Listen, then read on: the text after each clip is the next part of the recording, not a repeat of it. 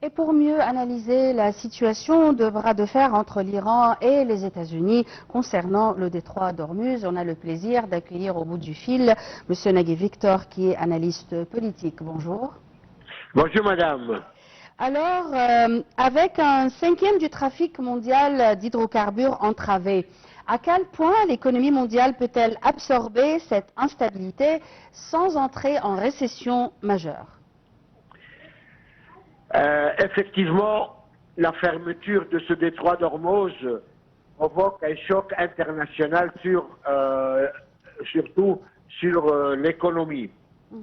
Les prix ont flambé, les approvisionnements sont perturbés et je voudrais vous signaler quelque chose, madame, que personne n'a fait attention. La fermeture du détroit d'Ormuz gêne énormément l'Asie mais surtout la Chine, car la Chine reçoit plus que 70% de son carburant à travers le Moyen-Orient. Ce qui fait que la Chine, pour se venger, a annoncé le suivant, mais personne n'a porté attention sur ce que la Chine a fait. La Chine vient de couper l'approvisionnement mondial en nourriture sans que personne ne s'en rende compte. Comment ça et quand la Chine est le plus grand producteur d'acide sulfurique au monde et c'est le plus grand exportateur d'acide sulfurique au monde. La Chine exporte à elle-même, tout seul, 40% de la production mondiale. Oui. Seulement, la Chine a annoncé qu'à partir de mai prochain, il n'y aura plus d'exportation d'acide sulfurique au monde. Et l'acide sulfurique rentre dans la fabrication des engrais phosphatés, dans la métallurgie, dans la chimie de base, dans le raffinage, dans l'extraction du cuivre et du cobalt. Donc, à partir de mai, la Chine a annoncé que la Chine ne fournira plus d'acide sulfurique au monde. Donc, cette année, on a une récolte minable à cause que les engrais sont arrivés en retard, mais l'année prochaine, il n'y aura plus de récolte. Oui. Donc, imaginez-vous 2 années de suite, 2 années consécutives sans récolte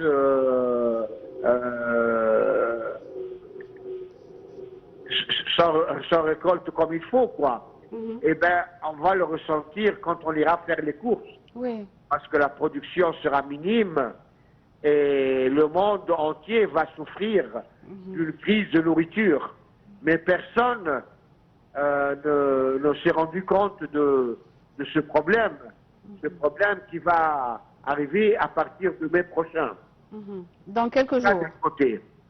D'un autre côté, on sait très bien que la Chine, premier producteur de voitures électriques au monde, fabriquait ces voitures et les envoyait à travers le détroit d'Ormuz vers les Émirats arabes unis, un point de stationnement. Et de là, cette marchandise qui est la voiture électrique était vendue, exportée au monde entier, au monde arabe, en Afrique, au Moyen-Orient. Maintenant, la Chine ne peut plus faire ça. Donc, ça lui cause d'énormes problèmes dans sa production de voitures électriques. C'est sûr que le prix du pétrole a vachement augmenté et augmentera. On dit que le baril de pétrole a atteint 155 $ pour le baril à condition de fourniture immédiate et instantanée.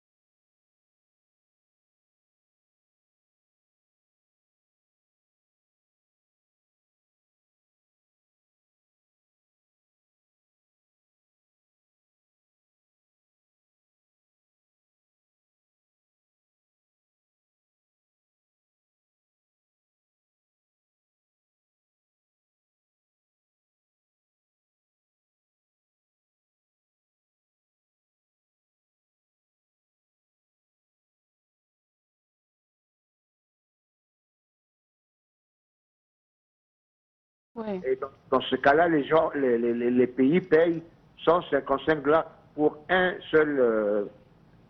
C'est sûr que la Russie en profite plein les mains, plein les bras, Oui. puisque la Russie vend son pétrole actuellement 10 $ en plus que le baril de Brent. Le Brent qui est le meilleur, Oui. le meilleur et la référence du pétrole au Oui. monde. Donc la Russie vend son pétrole, chaque baril, avec 10 $ en plus.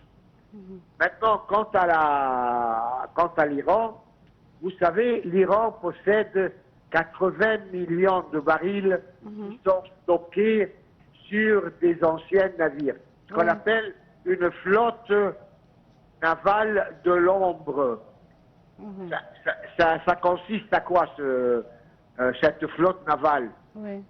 C'est des centaines de bateaux, d'anciens bateaux, et qui sont chargés par du pétrole iranien et qui sont dispersés dans les océans, surtout en face de la Chine.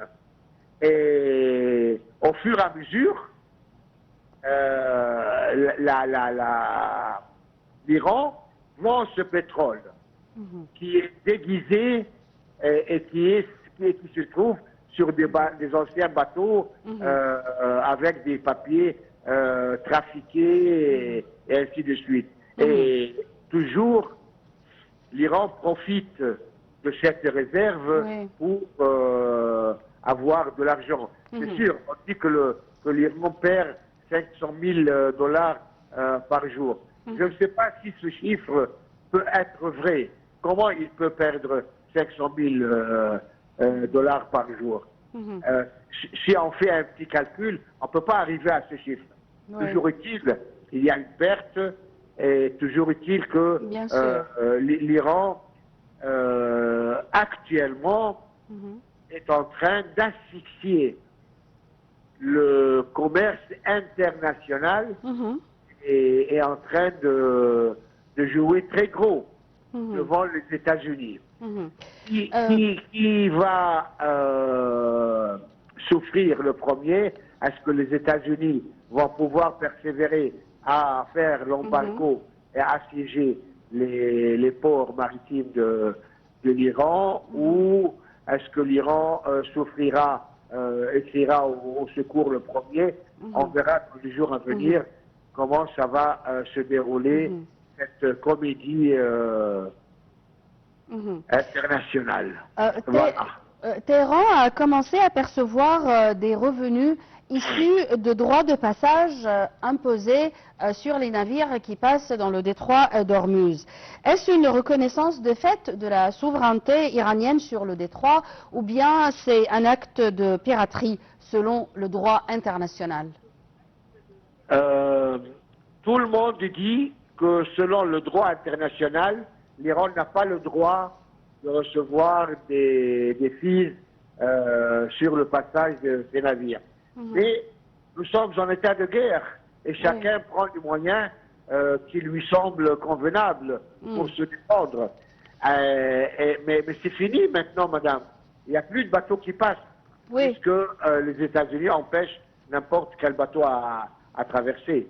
Donc, ils ne profitent plus de ça. Par contre, l'Iran possède des chemins terrestres pour faire évacuer son pétrole et le vendre aux pays voisins, sans avoir recours à l'océan. Mais c'est sûr que c'est de l'artisanat, c'est pas du bon travail.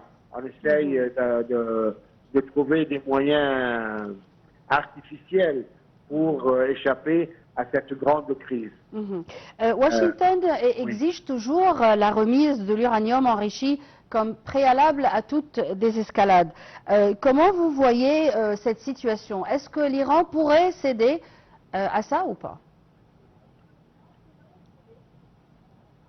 Les experts disent que ces 450 kg d'uranium enrichi se trouvent dans une grotte d'une profondeur qui dépasse les 100 mètres. Et ça, il n'y a pas de bombe. au monde, ni les États-Unis possèdent ça pour bombarder cet endroit. Bon, c'est les experts qui disent ça. Est-ce que c'est vrai? Je n'en sais rien. Maintenant, est-ce que l'Iran acceptera de céder cette somme d'uranium qui forme vraiment une grande richesse pour elle? Je pense que l'Iran, déjà dans les précédents pourparlers à Genève, ils avaient accepté de faire transporter cette quantité d'uranium dans des pays tiers, tels que le Pakistan ou la Russie, un pays ami, et non pas les États-Unis. Oui. Je ne sais pas si... je ne vois pas d'ailleurs comment les États-Unis pourront extraire et obliger l'Iran à faire céder. Il y a des solutions qui disent qu'on peut désenrichir cet uranium et le rendre au niveau d'enrichissement international reconnu légal. Je ne suis pas expert dans la matière, mais c'est sûr que c'est un gros nœud entre les États-Unis. Et je sens que les États-Unis sont d'une façon humiliés. Ils sont humiliés parce que ils ont tout fait. Ils ont frappé, ils ont tout cassé. Je ne vois pas qu'est-ce qu'ils peuvent casser en plus. Et ça sert à quoi de retaper de nouveau sur l'Iran? Mais ils n'arrivent pas à obtenir ni le changement de régime, ni l'uranium enrichi, ni leur programme des missiles balistiques. Ils n'ont rien obtenu autre que casser l'Iran.